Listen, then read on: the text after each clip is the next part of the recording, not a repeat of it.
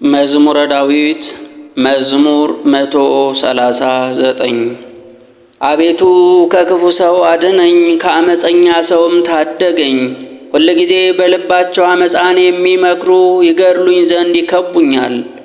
ምላሳቸውን እንደ እባብ ሳሉ፣ ከከንፈራቸው በታች የእባብ መርዝ አለ። አቤቱ ከኃጥአን እጅ ጠብቀኝ፣ እርምጃዬንም ሊያሰናክሉ ከመከሩ ከአመፀኞች ሰዎች አድነኝ።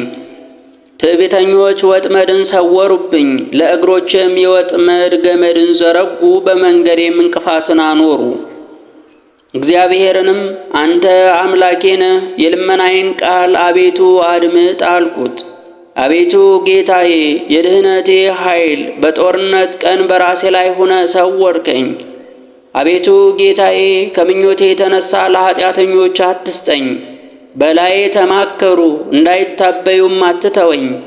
የአሽክላቸው ራስ የከንፈራቸውም ክፋት ይድፈናቸው።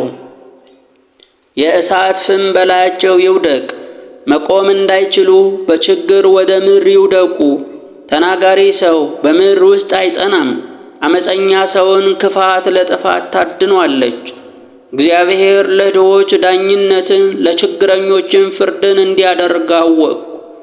ጻድቃን ግን በእውነት ስምህን ያመሰግናሉ፣ ቅኖችም በፊትህ ይኖራሉ።